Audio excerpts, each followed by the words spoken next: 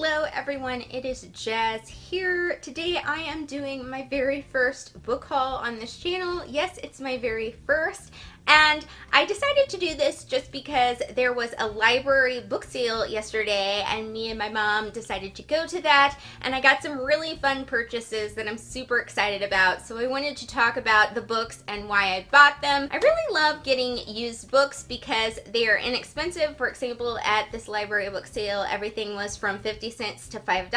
And because of that, I'm more likely to take a risk and get books that I haven't read before, because most of the time I only buy books that I've already read that I know that I like. So this was a really great opportunity to experiment, find some different books that maybe I'd never heard of or had wanted to read but wasn't like sure if I would like them. So it was a good way to try new things. And also I found some awesome editions of books that I have already read. So that made me really super excited. So I ended up getting 17 books for $32 for the whole stack, and some of them were my picks, some of them were my mom's picks, but we pretty much share our book collection. I'm going to share both of our picks with you today, and let's go on to chatting about my book haul. So first up, I have The Silmarillion by J.R.R. Tolkien. So this is kind of a prequel to The Hobbit and Lord of the Rings. It's basically like the history of Middle-earth and all that stuff. I've been really into wanting to complete my Tolkien Middle-earth collection because I did recently get the Lord of the Rings in a nice bind-up. So I thought I would just add this into this because I am planning on rereading Lord of the Rings and finally reading those last 4 chapters of Return of the King, and I thought this would be a nice thing to pick up afterwards.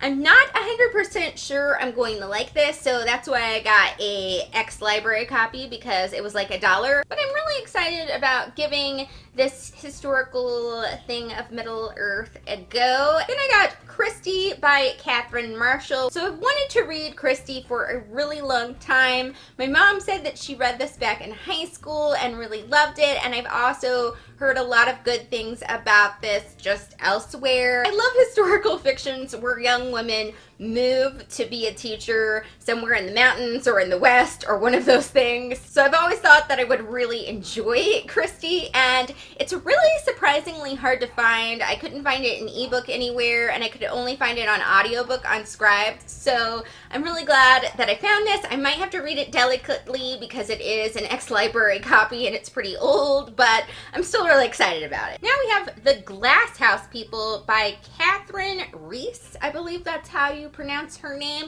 Now, I had never heard of this book. I hadn't seen it anywhere. I'm somebody that tends to be attracted to books by the title, and I loved the title of this, The Glass House People. It just sounded really cool. And then when I read the summary, it sounds like it's about a girl named Beth who is kind of going through some family tension, and during that family tension she discovers there was like this mysterious tragedy, and that sounds really super cool. Next up is Bridge to Terabithia by Katherine Paterson.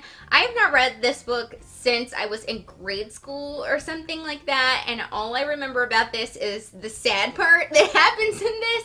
So I'm thinking that I should give it a reread so that I can remember other things than just the sadness. And this is an almost like new copy of this that I got for like 50 cents. I have a bookcase that is solely just books for children or, you know, middle grade books, and I thought this would be an excellent addition to that. Next one was another book that I had maybe sort of heard of but didn't really know much about, and it is The Executioner's Daughter by Laura E. Williams. Yet again, I was really drawn to the title of this one, but the description sounded very cool to me as well. It sounds like it's about a young girl who is the daughter of an executioner, and through a series of events she kind of ends up being his executioner's assistant, and that sounds kind of like dark for a youth type book, so I'm really intrigued to see how that ends up turning out. It's always fun to find some new poetry books if you can that strike your interest, and my mom picked this up and it also sounded really interesting to me, and it's called Listen to the Warm by Rod McEwen. I don't know if I'm pronouncing his name right. My mom and I were very drawn to this one because when we opened it and read some of the poems, they seemed very story-like, and those are the kind of poems that my mom and I really enjoy, and I always like adding to my very small poetry collection. Then I picked up Before I Say Goodbye by Mary Higgins Clark, so I read her book, Daddy's Little Girl, and I really, really loved it, and ever since that, like for years and years, I've been meaning to pick up another book by this author because I very much like that first book of hers that I read, and I just never seemed to get around to it. So I thought if I could just pick one up that I actually can see in my book collection, I will be more likely to read something. Now, they had a lot of her books in there, but I decided to go with this one because even though I just briefly scanned the summary, I saw the words boat accident and extrasensory perception, and that plus mystery just said, that's interesting to me. So I decided to go with this one. I hope I like it as much as I liked Daddy's Little Girl. But even if I don't end up liking it, I got it for $3 and I can always give it to the library or Goodwill or something like that. It was really, really hard for me not to just buy everything in hardcover that was Stephen King at this book sale, but I limited myself to 3 Stephen King books for my own personal collection. The very first one I have here is super, super exciting to me, and it is The Girl Who Loved Tom Gordon.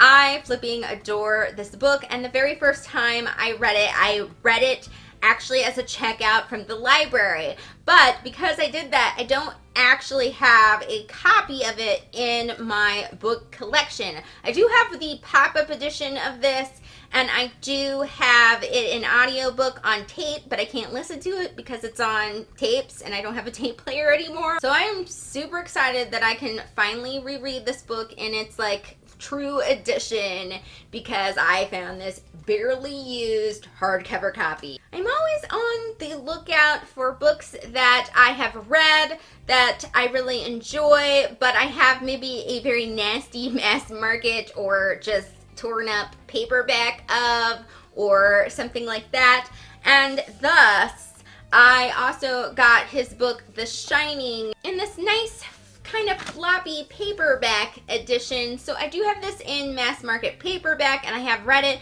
but it is kind of damaged because mass market paperback doesn't last long in our house because we bend them spines. I'm just saying. So even though this is a paperback, I think this has a lot of rereads left in it because it is barely used, and I do really want to reread The Shining because I know that there is a sequel book to that and I would like to get to that, but I forgot everything that happened in the actual book of The Shining, so I need to read that again. And the third Stephen King book that I got was Hearts in Atlantis, which I believe is a collection of short stories and novellas that are connected by reoccurring characters. I have been wanting to read this book for a really long time, so I thought I would just get a copy of it to put on my shelf, and I don't know when I'll get to it, but hopefully, you know, sometime in the future. Like I said, I do like to get nicer copies of books that I've already read if I have them in a very, you know, semi-destroyed paperback.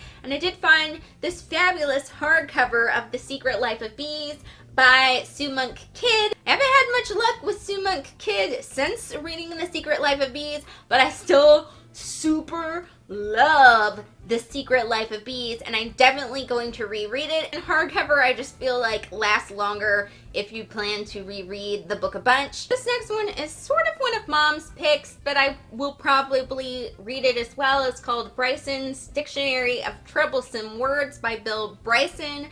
So this is a list of words that are like either troublesome to spell or troublesome to use in a sentence, and it kind of explains why some uses of the word are incorrect, and it actually corrects how to use the words. And I do hope to do a little bit more writing, either poetry wise or just general writing in general, and this would probably help one to write better. I thought I'd pick a nice YA contemporary, so I decided to go with Seth Baumgartner's Love Manifesto. I can't pronounce it, it's okay.